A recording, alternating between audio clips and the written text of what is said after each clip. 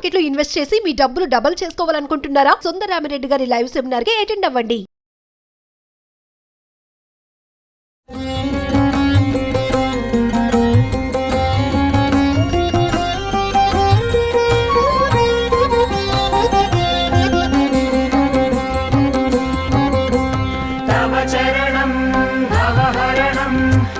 శుభవరదం అభయప్రదం తవ స్మరణం భవహరణం సకలాభిహరం మోక్షప్రదం శ్రీకరి శుభకరి శ్రీమాతా శ్రీకారాసని శ్రీమాతా హిమగిరి నందిని శ్రీ గౌరీ సుమసరహర.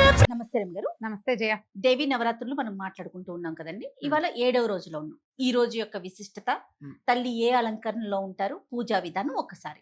7 రోజుల నుంచి వరుసగా రోజు పూజ చేసుకుంటున్నాం.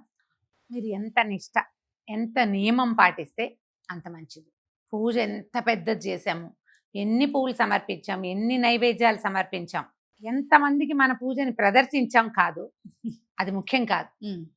మీరు ఎంత శ్రద్ధ, ఎంత భక్తి, ఎంత ఆస్థ, నమ్మకంతో పూజ చేశాము అనేదే ముఖ్యం.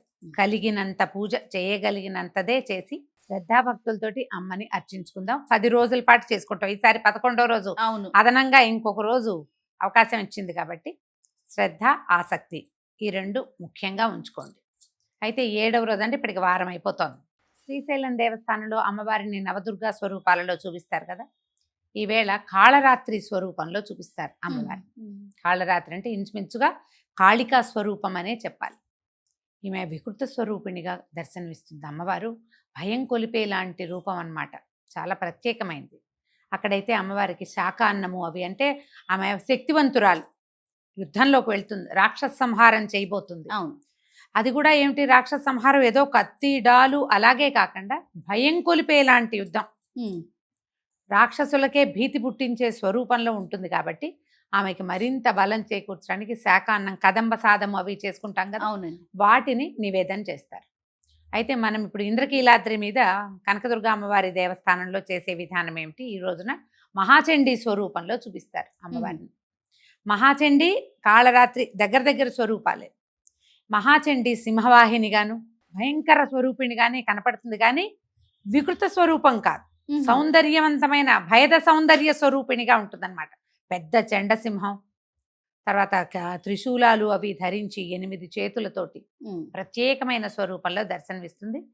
ఈమె కూడా అపరిమితమైన శక్తివంతురాలైన స్వరూపంలో మనకి కనిపిస్తుంది. అయితే ఈ శక్తివంతురాలైన అమ్మకి అక్కడైతే శాకాన్నం పెడతారు. ఇక్కడ లడ్డు శనగపిండి, బూందీ లడ్డు, శనగపిండితోటి లడ్డు చేస్తాము.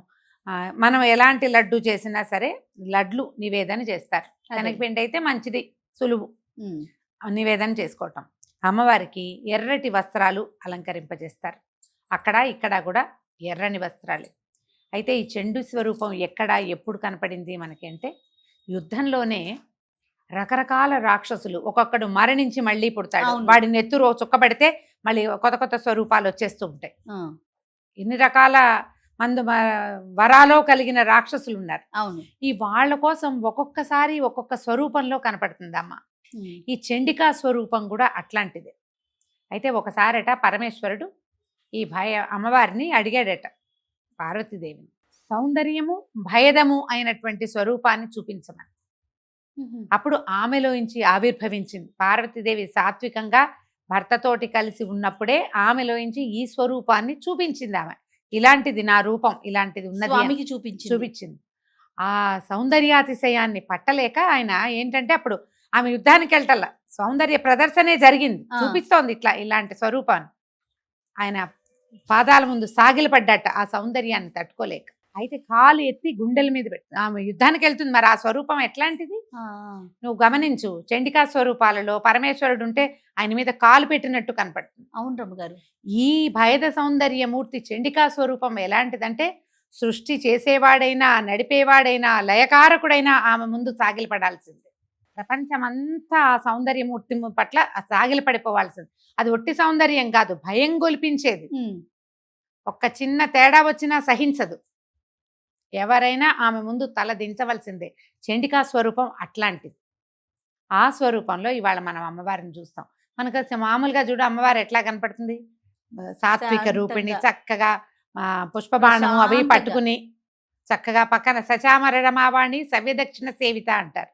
అటు ఇటు లక్ష్మీ పార్వతీదేవి సరస్వతీదేవి వింజామరలు వీస్తూ అవును. చుట్టూతా దేవతలందరూ దండం పెడుతూ ప్రశాంతమైన స్వరూపంలో ఒక ఎర్రని చీర కట్టుకుని చక్కగా కళ్ళలోంచి అట్లా కరుణరసం ప్రవహిస్తున్నట్టుగా కనపడుతుంది.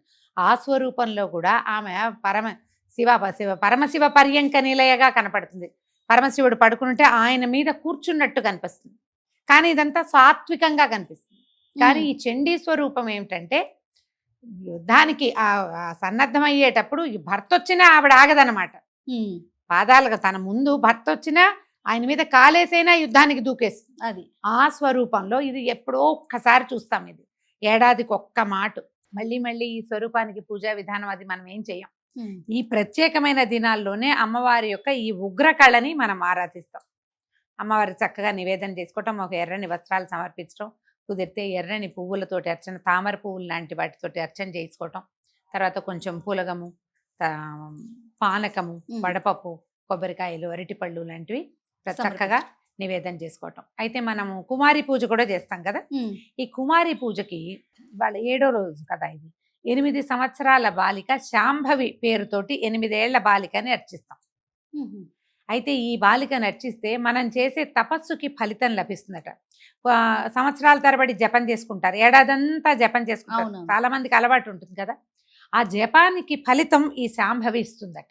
ఈ 8 సంవత్సరాల బాలికకి చక్క పాదాలకు పసుపు రాసి పారాయణ పెట్టి బొట్టు అది అలంకారం చేసి పువ్వులు అవి ముడిచి ఆమెకి నచ్చిన భోజనం, పాపాయికి నచ్చినటువంటి వస్త్రాలు లాంటివి సమర్పించి విశేషంగా పూజిస్తే గనక మనం చేసే తపస్సుకి మనకి ఏదో ఒక సాధన ఉంటుంది, మనిషికి ఒకటి ఉంటుంది. ఒక్కొక్కళ్ళకి ఒక్కొక్కటి. రోజు దేవాలయానికి వెళ్ళే వాళ్ళు కొంతమంది ప్రతి శుక్రవారం దేవాలయానికి వెళ్తారు, తపస్సులాగా చేస్తారు. ఇదివరకు అట్లాంటి తపస్సు ఈ కాలంలో కుదరదు. మన తపస్సు ఏంటి, మనం నియమం పెట్టుకుని నియమాన్ని పాటిస్తాం. ఆ నియమాలకి ఫలితం ఇస్తుంది శాంభవి.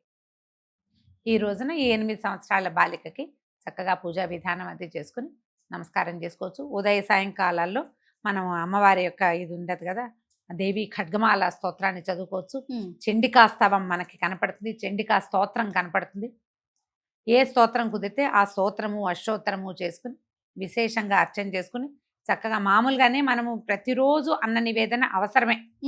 ఇంత పులగం తప్పకుండా చేయండి. మీరు ఆ రోజున ఎవరైనా వస్తారు స్నేహితులు అంటే లడ్డూయే కదా నివేదన అని అదొకటే చేసి ఊరుకోకుండా అన్న నివేదన ఉగ్రకళని కదా ఈ పూట మనం ఆరాధించేది. కాబట్టి విశేషంగా అన్నం, పులిహోర లాంటివి, పాయసాలు, తర్వాత పరమాన్నాలు అలాంటివి కూడా చేసి నివేదన చేసుకోవచ్చు. ఓపికని బట్టి ఎంత చేయగలిగితే అంత, మానకుండా ఆరాధన మాత్రం చేసుకుందాం. తప్పకుండా. నమస్తే. నమస్తే జయ.